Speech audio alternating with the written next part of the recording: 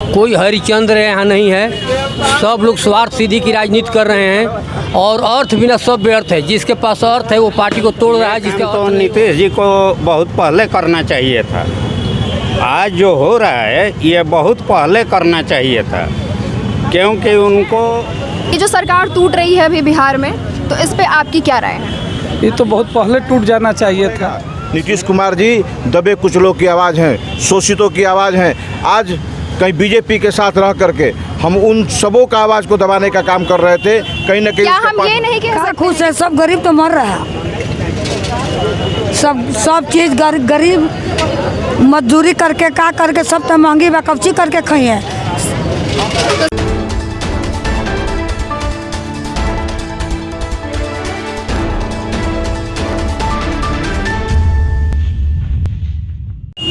नमस्कार, मैं आकांक्षा वैभव और आप देख रहे हैं न्यूज़ सुपर 7। इस वक्त हम मौजूद हैं सासाराम के कलेक्ट्रेट ऑफिस के ठीक सामने। तो जैसा कि बिहार में सियासी हलचल जो है वो बहुत ही तेज़ बढ़ रही है। नीतीश कुमार का जैसे आरजेडी से अलग होना और बीजेपी से गठबंधन कर लेना, फिर उसके बाद अब बीजेपी और जदयू का जो रिश्ता है उसमें उनके बीच कुछ सही नज़र नहीं आ रहा है। तो अब जो बात बिल्कुल साफ है कि अब जो नीतीश कुमार हैं वो बीजेपी के साथ सरकार नहीं चलाने वाली है।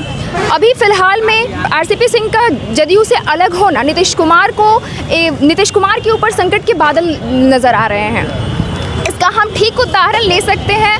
महाराष्ट्र में जब सिंधे शिवसेना के साथ अलग हुए थे तो उन्होंने अपने गुट के सभी विधायकों के साथ बीजेपी से गठबंधन कर लिया था।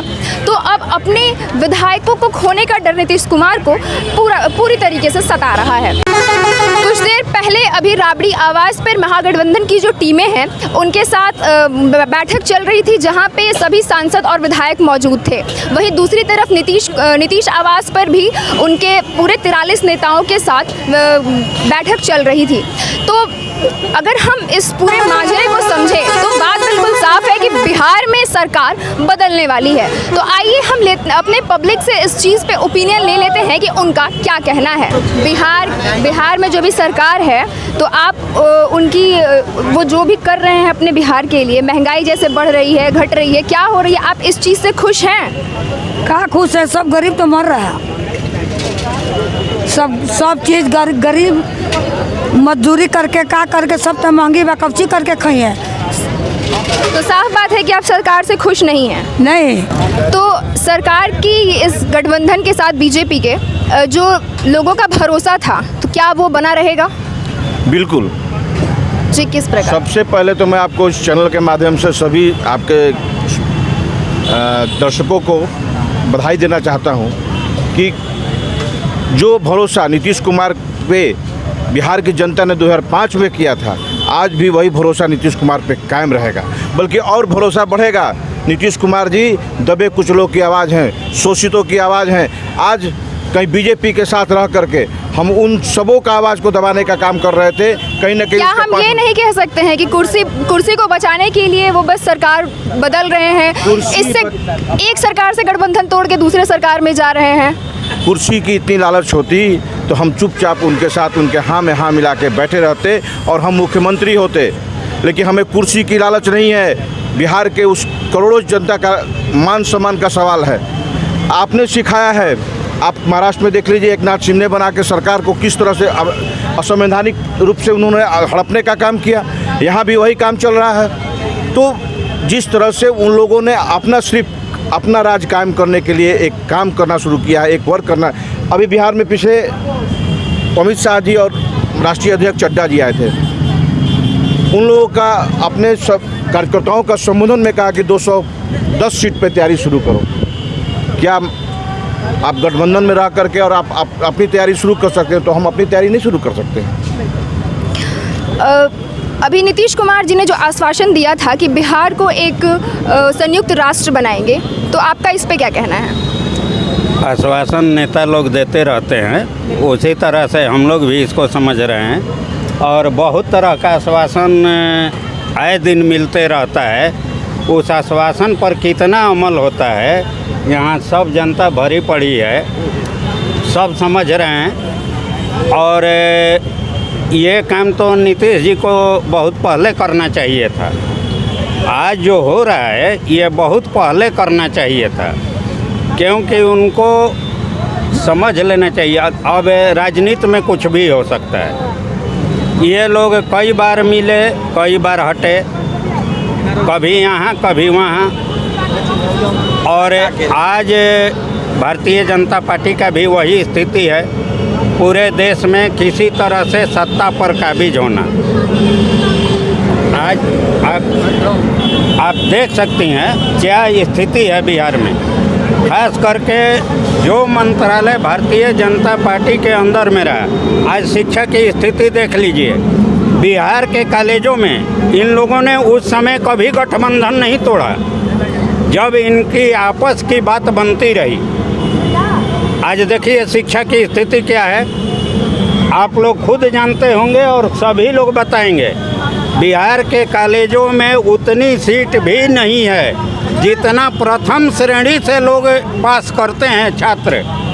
हमारे छात्र और छात्रा जितने प्रथम श्रेणी से पास करते हैं उनके नामांकन भर भी बिहार के कॉलेजों में जगह नहीं है, जिसके पक्ष में देखिए बिहार में क्या स्थिति है। छात्र पलायन को मजबूर हैं, रोगी पलायन को मजबूर हैं, किसान पलायन को मजबूर हैं, व्यवसायी पलायन को मजबूर हैं। पूरा जिम्मेवार आप सरकार को ठहराते हैं इसके? दोनों मिल करके और पूरे बिहार को खस्ता हाल कर दिया। और इसका उदाहरण है, आप देख लीजिए, सारे रोगी यहाँ से बगल में यूपी जाते हैं। यहाँ अगर व्यवस्था होती तो किसी को शौक़ नहीं है कि अपने परिवार घर को छोड़कर और हम बाहर में जाएं, दूसरे प्रदेश में जाकर ठोकर खाएं। आइए अगले लोगों से पूछते हैं कि उनके क्या विचार हैं इस पे। ये जो सरकार टूट रही है अभी बिहार में, तो इस पे आपकी क्या राय है? ये तो बहुत पहले टूट जाना चाहिए था, मेरा तो राय यही है। इतना जनता त्रस्त था, बेरोजगारी, महंगाई, आप तो देख ही रही हैं, तो ये होना ही जरूरी था। इस सियासी गतिविधियों में आपका क्या सोचना है? आपने भरोसा ज़रूर किया होगा सरकार के इस गठबंधन के बाद, तो अब आप क्या सोचते हैं इस बारे में? जनता है, हम भरोसा किए थे, लेकिन ये भरोसे लायक है नहीं। कोई भी पार्टी यहाँ भरोसे के लायक है नहीं। अगर होता तो जनता के साथ खड़ी रहता। ये इधर से भागकर अपना कुर्सी बचाने के लिए उधर कुर्सी पकड़ने के लिए ये लोग यही तमाशा बना। बहुत से लोग पक्ष में हैं, बहुत से लोग विपक्ष में हैं, तो आपकी क्या राय है इसमें? कोई हरिचंद्र यहाँ नहीं है, सब लोग स्वार्थ सिद्धि की राजनीति कर रहे हैं और अर्थ बिना सब व्यर्थ है। जिसके पास अर्थ है वो पार्टी को तोड़ रहा है, जिसका अर्थ नहीं वो हाला कर रहा है। यहाँ कोई समाजवादी विचारधारा के लोग नहीं है, लोहिया जयप्रकाश नहीं है। यहाँ अर्थवादी लोग हैं, जो जदयू हो चाहे भाजपा हो। भाजपा बड़ी पार्टी है, बड़ी मछली छोटी मछली को खा जाती है। इसके पिछले बहुत से राष्ट्रीय नेता आए थे, कहे थे कि क्षेत्रीय पार्टी को ही समाप्त कर देना है। इसका मतलब देश में दो ही पार्टी रहेगी, राष्ट्रीय पार्टी कांग्रेस और बीजेपी। और रोटी के तवा है, इधर पलट दीजिए चाहे उधर, जो जलेगा उसको पलट देना है। 5 साल वो करेंगे, 10 साल वो करेंगे। बीजेपी और कांग्रेस ही राज करेगी केंद्र में, बाकी क्षेत्रीय पार्टी लड़ते रहेंगी, टूटते रहेंगी। ये कोई अस्थिर रहने वाला नहीं है और सब घोटाले में है। जो बीजेपी का विरोध करेगा उस पर ईडी का शिकंजा कसा जाएगा, नहीं तो जेल के शिकंजे में होंगे। आज नीतीश जी भागेंगे, 72 घंटे के बाद उनके पास ईडी का जाँच होगा और सृजन घोटाले में सारे 16,000 करोड़ का घोटाला में जेल जाएंगे। लोगों का आक्रोश, उनके पक्ष, उनके विपक्ष, हम सभी पहलू को आप तक पहुंचा रहे हैं। तो हम बने रहेंगे इस कड़ी के साथ, आप देखते रहिए तब तक न्यूज़ सुपर 7।